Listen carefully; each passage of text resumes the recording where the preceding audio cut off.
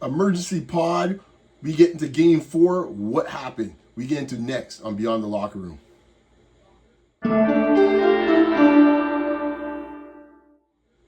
So I'm cutting to the chase today, folks. We're just going to break down what the heck happened last night at the Garden. I had to do an emergency pod on this one. Look, they had a 29-point lead, the Spurs. They're cruising, it looks like, here at halftime. No problems whatsoever. Then the third quarter came. Now, let's work a little bit from back to front a little bit. The end of the game, we understand, what happened, what did not happen. The Fox position, I'll get the Fox right now. I think it's a 50-50 call. I'm not as harsh on Fox as others are, but it was, you could make the claim that there's better decisions to be made. He could have pulled it back out. He could have tried to draw a foul on OG, how fast OG was barreling down. He does a pump fake, and either OG's blowing right past him, or he's bumping into him, and he could get and one and get free throws. He could dribble it out. He could call timeout. There's options there for him besides the option he chose, which was to try to get the basket. Fair enough.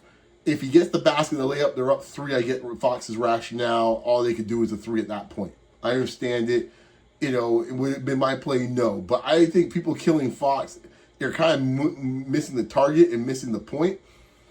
I can't believe it. I'm going to say this, but Charles Barkley and I, for one of the few times, actually agree on something. And I quite honestly, listen to Wemby's press conference. I think he agrees with what Charles and I are saying right now, which is you got to do a lot of things wrong as a team and as a coaching staff to blow a 29-point lead in the second half. I mean, they made that up in the second half. That wasn't even from most of that was made up in the second half. It wasn't like all game where they were out 32-2 or something like that, 32-1, or 32-3 or whatever number you want to pick, and then they kind of worked their way back into it.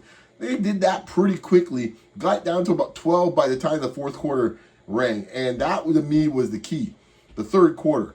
Because there was a lot of stuff going on in that third quarter where a lot of dumb decisions and a lot of bad things were happening. I'm sitting here watching the first half of the game, and I'm sitting there going like, okay, I see y'all hitting these threes all over the place, and it's looking real easy. And I smelling it, I said, you're falling into a trap. You're falling into a trap a little bit. Concerned about it a little bit. It started showing a little bit even at the end of the half, where there, at one point, I think New York got down to 19, and then afterwards it ballooned back up to 27 at the half. But there were signs starting to show, you're falling in love with this 3. In the third quarter, they took 20 shots, guys. 20 shots. 12 of those shots were threes. TNT, ABC, the Inside the NBA guys gave the stats. I think they had 4 for 20 for the three in the third quarter. I think they made 2 threes in that bunch of 12. Maybe 1 or 2 threes of 12. Like, that's ridiculous. Too many threes. Too many threes. When 60% of your shots in the quarter threes, I'm sorry. But to me, the lineup that I think really did them in. Back half of the third quarter, they were hanging on. They were starting to leak oil a little bit. It was Fox, Harper, Keldon Johnson, Vassell, Wemby. That lineup there. And what was happening was they were trying to get the ball to Wemby at times, but then it turned into a lot of one-on-one, and this is the part where I say Wemby, I think, agrees with us. Wemby made 2 interesting points in his press conference, after the game. He said that, he described it as greedy, which I found was an interesting term. And then he mentioned about a lot of one-on-one play, and he also mentioned the third quarter. I believe he's saying that in the context of the third quarter. I found that interesting because that's the way I was looking at the end of the third quarter as well, too. Now, I know people can kill me. I know people can kill me, but I'm going to say it right here. Because everyone's killing Fox at the end of the game, fair enough. Got no problem with that. But a lot of the damage was done a lot sooner than that. And, hey, I get it. He's a fantastic young player. But I thought at times in that third quarter, Dylan Harper was a little out of control, personally. I know he's that amazing baseline jumper on OG, got away with a little push-off. That's fine. It seems like that's kind of par for the course these days. So be it. It's been going on forever. Jordan used to do it. Others used to do it. So I got no issue with that. What I got a little issue with is that when he hit that shot, I think that put him up. I think that gave them a 16 or 18-point lead. And I remember sitting here noting that shot because they're already leaking oil at the time. And he's over there, looks like he's staring and glaring down the ex-Knicks that were sitting in the corner, Larry Johnson, Starks, the whole bunch of Marbury. I'm sitting there going like, you ain't safe enough to be doing this at this point. Is where I found that as an interesting response where I'm feeling where this game's going. I think, to be fair, Mitch Johnson felt where this game was going. And maybe some of his teammates did. I can't speak to that. But he definitely did not think he understood where the game was going.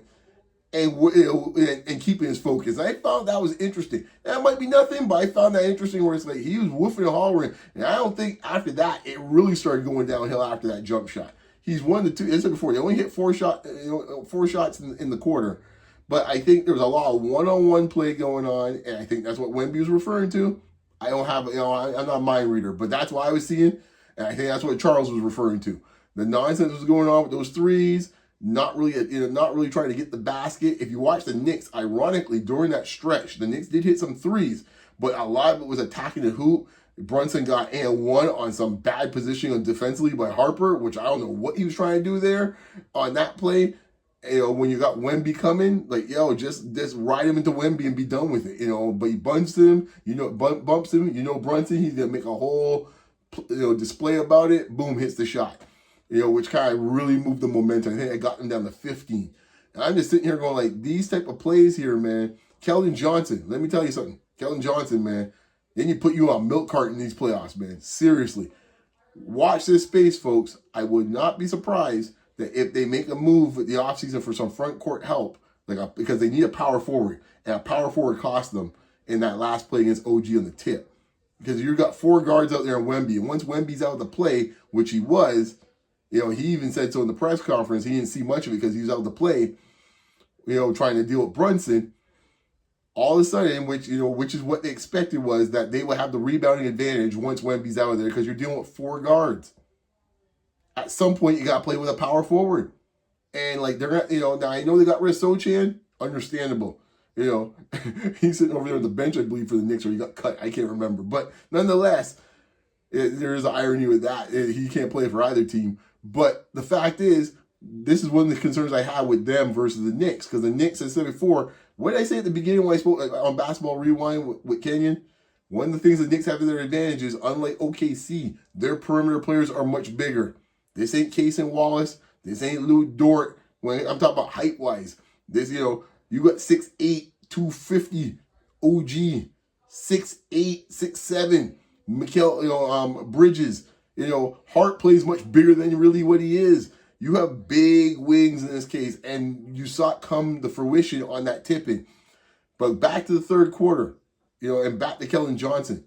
You've been MIA, homie, for 2 series now. 2 series. Doing absolutely nothing out here. You're 6th man of the year and doing nothing. And what was happening in that third quarter was they were literally laying off of Keldon Johnson at that point and just pretty much shadowing Wemby so they couldn't get the pick and rolls or the rolls to the hoop to get Wemby open that way, because they had a guy on the back end, because Keldon Johnson was just in the corner a lot of times. They're just bringing a dude in for him. And until he's a threat offensively, they're going to start messing with his head, just like how they are with McBride on the other side. You got to knock down some shots. And I'm telling you right now, they might have to move this dude for a power forward if they don't get one in the draft. I suspect they're going to draft one, but if they don't, they might make a move on him, because he was a no-show now in 2 series. And to quote Draymond Green, there's 82 game players and there's 16 game players. And it looks like right now we found out that Keldon Johnson is not a 16 game player, at least for now. So I'll leave it there.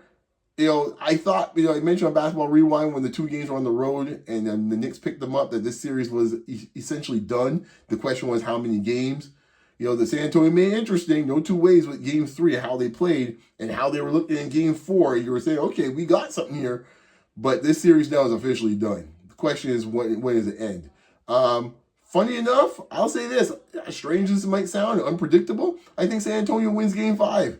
I know it sounds strange, but I think they do win Game 5. And I think the Knicks wrap it up at home in the Garden.